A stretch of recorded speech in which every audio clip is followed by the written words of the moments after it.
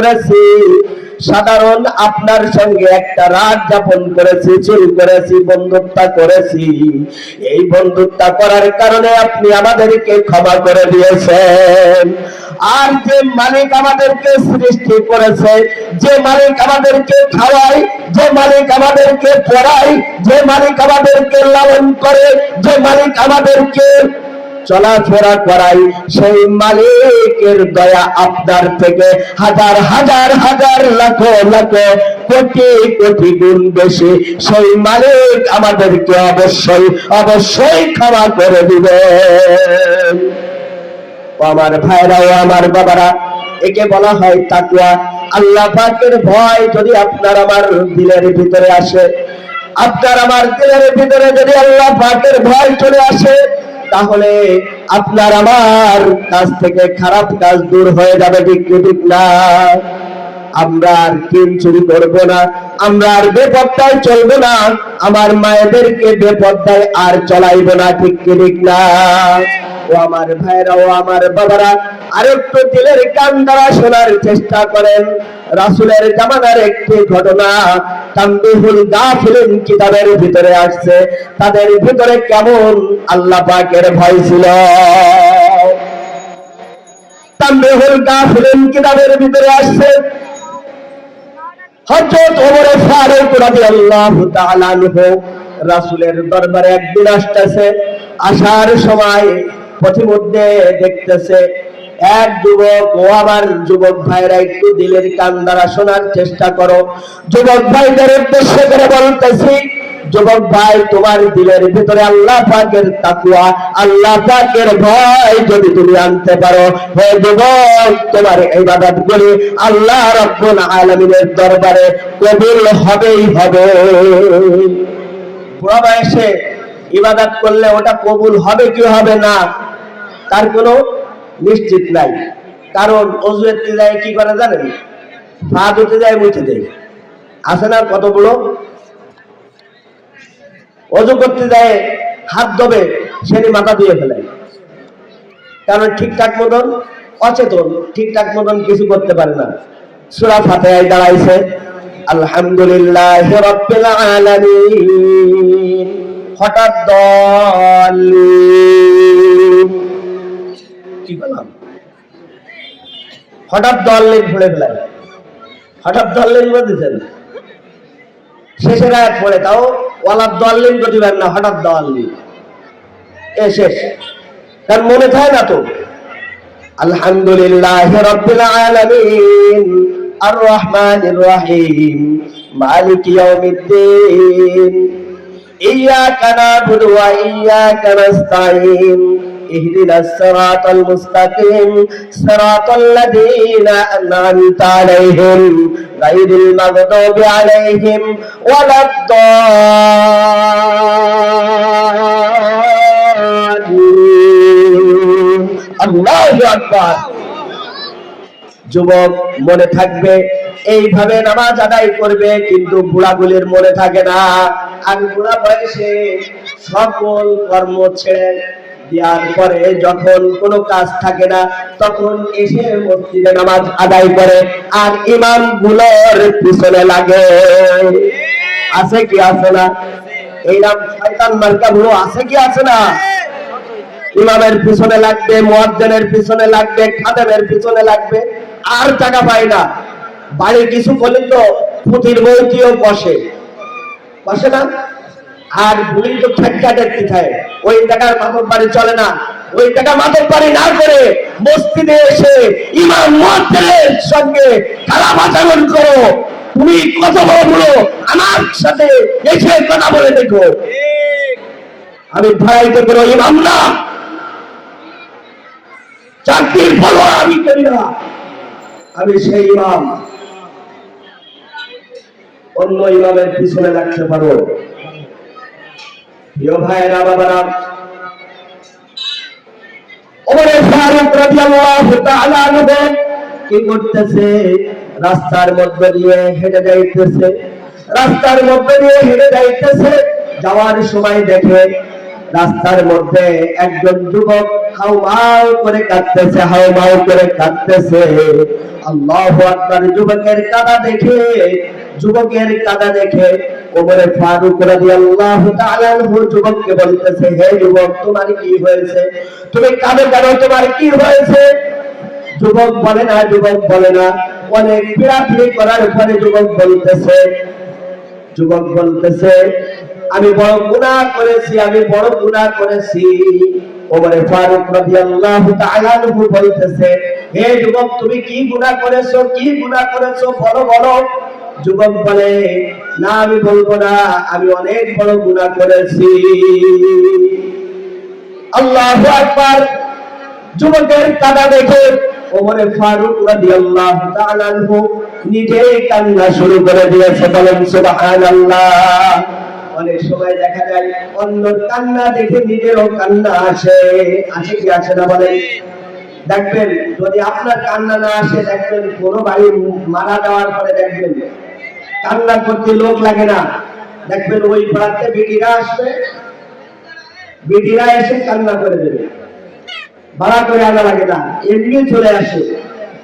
মরিছে আরেক বাড়ির একজন, তার কোনো আত্মীয় স্বজন কিছু না, এসে বিলাপ করে কান্দা হাদিসের ভিতরে নিষেধ একদম স্পষ্ট। কিন্তু মহিলারা এসে কান্না শুরু করতে, সে কি স্যার কান্না, ঠিক না? আর দেখার জন্য পাগল হয়ে যায়। মরিছে এক বেটিরা দেখার জন্য পাগল, গুণটা মরে দিয়ে এসে দাঁড়াই হয়ে যায়। একটু দেখো, কোন সময় ব্যক্তি দিবেন না, পারবেন না ইনশাআল্লাহ। এটা আমলে আনতে হবে। একজন বড় মানুষ যদি মারা যায়, মারা যাওয়ার পরে কোনো মহিলা দেখতে দিবেন না, পারবেন তো ইনশাআল্লাহ। আর মহিলা বললে তাহলে দেখাবেন, কারণ মহিলা বললে তো অবশ্যই দেখাতে হবে। কারণ আপনার বউ রাস্তা দিয়ে যখন ঘুরেছে সবাই দেখেছে, মরলেও তো দেখাতে হবে, মাইকিং করতে হবে, তাই না? তা না বলে বলতে গিয়ে অমুকের বউ মরেছে, আর রাস্তা দিয়ে বেপরদায় চলবে না, আর দেখতে পারবেন না, জীবনের শেষ দেখা দেখবেন। সব সংবাদ আমার বউ বেপরদায় চলতো, আমার বউ মারা গেছে, জীবনের শেষ দেখা দেখলেন। এই বলেন না, কথা কয় না। হযরত ওমর ফারুক রাদিয়াল্লাহু তাআলা কান্না করতে রাসূলের দরবারে চলে গেছে। রাসূল করিম সাল্লাল্লাহু আলাইহি ওয়াসাল্লাম পয়গম্বর বলতেছে, হে ওমর, তুমি কাঁদতেছো কেন? তুমি কাঁদো কেন? কি হয়েছে? ওমর ফারুক রাদিয়াল্লাহু তাআলা বলতেছে, ইয়া রাসূলুল্লাহ, ইয়া হাবিবাল্লাহ, আমি কাঁদতেছি এই জন্য আমি আসার পথে দেখলাম এক যুবক হাউমাউ করে কাঁদতেছে, তার কাঁদা দেখে আমার কাঁদা আসছে, আমি এই জন্য কাঁদতেছি। আল্লাহু আকবার। এই কথা বলার সঙ্গে সঙ্গে আল্লাহর হাবিব সাল্লাল্লাহু আলাইহি ওয়াসাল্লাম পয়গম্বর বলতেছে, ওই যুবককে ডেকে আনো। ওমর রাদিয়াল্লাহু তাআলা আনহু ডেকে আনলো রাসূলের দরবারে যখন আনছে, আল্লাহর হাবিব সাল্লাল্লাহু আলাইহি ওয়াসাল্লাম পয়গম্বর বলতেছে, হে যুবক, তুমি কাঁদছো কেন? কি হয়েছে তোমার? বলতেছে, ইয়া রাসূলুল্লাহ, ইয়া হাবিবাল্লাহ, আমি বড় গুনাহগার, আমি বড় গুনাহ করেছি, আমি অনেক বড় গুনাহ করেছি। আল্লাহর হাবিব সাল্লাল্লাহু আলাইহি ওয়াসাল্লাম পয়গম্বর বলতেছে, হে যুবক, তুমি কি গুনাহ করেছো? তোমার গুনাহ বড় না, আল্লাহ রাব্বুল আলামিনের আরশ বড়। আপনারা বলেন তো, গুনাহ বড় না আরশ বড়? আরশ বড়। যুবক বলতেছে, ইয়া রাসূলুল্লাহ, আমি এত বড় গুনাহ করেছি, আমার কাছে মনে হয় আমার গুনাহ বড়। আল্লাহ রাব্বুল আলামিনের হাবিব বলতেছে, হে যুবক, তুমি কি গুনাহ করেছো? তোমার গুনাহ বড় না, আরশের কুরসি বড়। যুবক বলতেছে, আমার গুনাহ বড়। তাহলে তুমি কি গুনাহ করেছো? তুমি কি গুনাহ করেছো, তুমি কি কুফরি করেছো? বলে না না ইয়া রাসূলুল্লাহ, আমি কুফরি করি নাই। তাহলে তুমি কি গুনাহ করেছো, তুমি কি শিরক করেছো? বলে না না, আমি কোনো শিরক করি নাই ইয়া রাসূলুল্লাহ, আমি কোনো শিরক করি নাই। পয়গম্বর আল্লাহর হাবিব বলতেছে তাহলে তুমি কি কাউকে হত্যা করেছো? বলে না না, আমি কাউকে হত্যা করি নাই। তাহলে কি গুনাহ করেছো? বলতেছে ইয়া রাসূলুল্লাহ, ইয়া হাবিবাল্লাহ, আমি একজন চোর, আমি একজন চোর। এই মদিনার শহরের ভিতরে, এই মদিনার ভিতরে যত মানুষ মারা যায়, মারা যাওয়ার কারণে মানুষকে যখন দাফন করে চলে আসে, চলে আসার পরে আমি রাতের বেলায় আমি কি করি জানেন ইয়া রাসূলুল্লাহ? আমি রাতের বেলায় ওই কবরটা খনন করি, কবরটা খুলে ওর ভিতর থেকে, ওই লাশের গায়ের ভিতর থেকে আমি কাফনের কাপড় চুরি করে নিয়ে চলে আসি। কাফনের কাপড় চুরি করে নিয়ে এসে আমি ওটা বাজারে বিক্রি করি, বাজারে বিক্রি করে আমার জীবিকা নির্বাহ করি। বাজারে বিক্রি করে আমি ওটা আমার জীবিকা নির্বাহ করি। আল্লাহর হাবিব শুনে বলতেছে তুমি তো বড় গুনাহ করেছো। বলতেছে ইয়া রাসূলুল্লাহ, ইয়া হাবিবাল্লাহ, আমি শুধু কাফনের কাপড় চুরি করি নাই, আমি শুধু কাফনের কাপড় চুরি করি নাই, আমি সমস্ত জায়গা থেকে, সমস্ত লাশের গায়ের মধ্য থেকে আমি কাফনের কাপড় চুরি করে করে নিয়ে আসি। কিন্তু আজ আমি যে কাফনের কাপড়টা চুরি করেছি, এই মদিনার ভিতরে একজন রূপসী মহিলা ছিল, একজন রূপসী সুন্দরী মহিলা ছিল। এই মহিলার যখন কবর খনন করি, কবর খনন করার পরে আমি যখন তার গায়ের ভিতর থেকে কাপড়ের কাপড়টা টেনে ছিঁড়ে নিই, কাপড়ের কাপড়টা যখন খুলি, খোলার সঙ্গে সঙ্গে আমি যখন তাকে দেখি, তার চেহারার দিকে আমি যখন তাকাই, তাকানোর সঙ্গে সঙ্গে আমার দিলের ভিতরে নফসিয়াত কাজ করে। আমার নফসিয়াত কাজ করার কারণে আমি তার সঙ্গে জিনায় লিপ্ত হয়ে যাই। বলেন নাউযুবিল্লাহ। আমি তার সঙ্গে জিনা করি ইয়া রাসূলুল্লাহ, আমি তার সঙ্গে জিনা করি। আমি যখন তার সঙ্গে জিনা করি, জিনা করার পরে যখন কাপড়ের কাপড়টা উঠাই নিয়া ইয়া রাসূলুল্লাহ, আমি যখন বের হয়ে যেতে লাগি, কবরখানা থেকে উঠে চলে যাইতে লাগি, তখন ওই মুর্দার মধ্য থেকে একটা আওয়াজ আসতে থাকে, এ নাফরমান, তুই তো বড় বড় হারাম, তুই তো বড় নাফরমান, তুই বড় গুনাহগার, তুই বড় গুনাহগার, তুই শুনে রাখ, তুই এই মুর্দারদের মধ্য থেকে, এত মুর্দার রয়েছে, এই মুর্দারের মধ্য থেকে তুই আমাকে উলঙ্গ করে রেখে গেলি। সকলে কাপড় পরিহিত রয়েছে আর তাদের মধ্য থেকে তুই আমাকে উলঙ্গ করলি।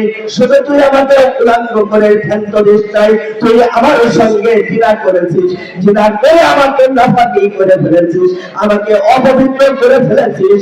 আমাকে অপবিত্র করার কারণে কাল কিয়ামতের ময়দানে যখন আল্লাহ রাব্বুল আলামিন আমাকে ডাক দিবে, ডাক দেওয়ার সঙ্গে সঙ্গে আমি যখন দাঁড়াইব, তখন আমার নাফাকি অবস্থায় উঠতে হবে। তুই আমাকে নাফাকি করে গেলি, এই নাফাকি অবস্থায় আমাকে উঠানোর জন্য তুই বাধ্য করেছিস।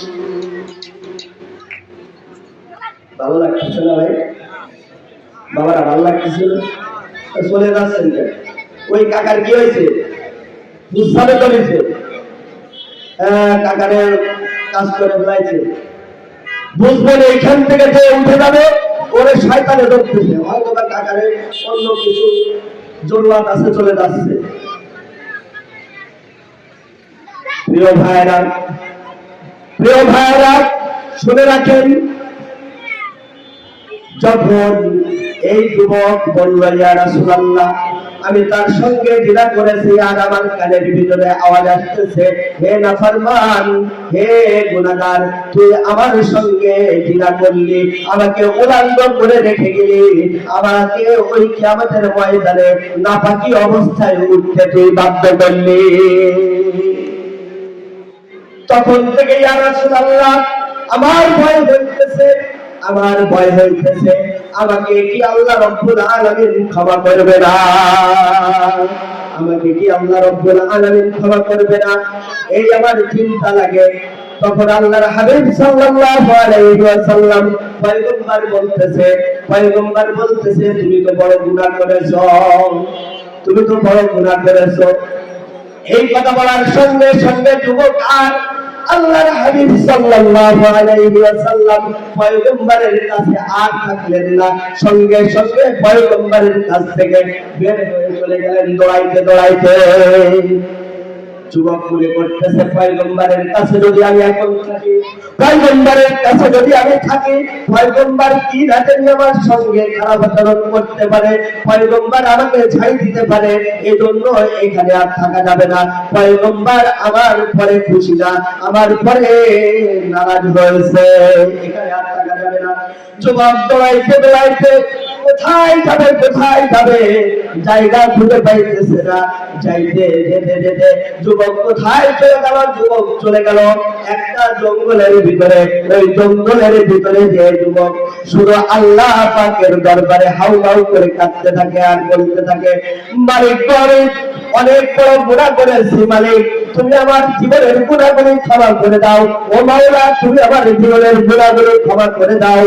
তুমি যদি আমার গুনাহগুলো ক্ষমা না করো, তাহলে আমার কাল কিয়ামতের ময়দানে জাহান্নাম ছাড়া উপায় থাকবে না।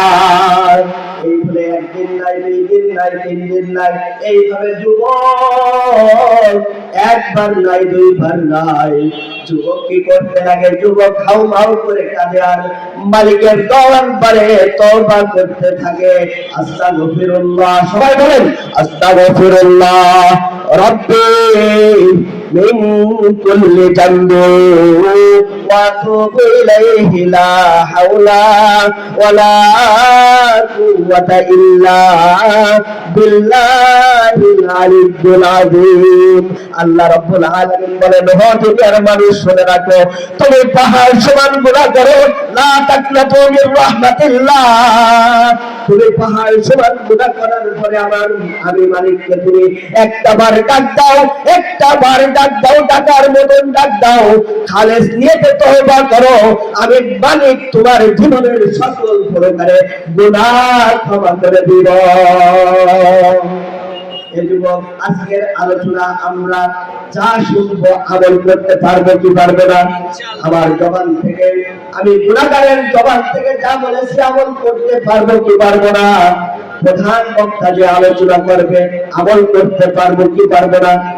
সবাই আমল করার চেষ্টা করব।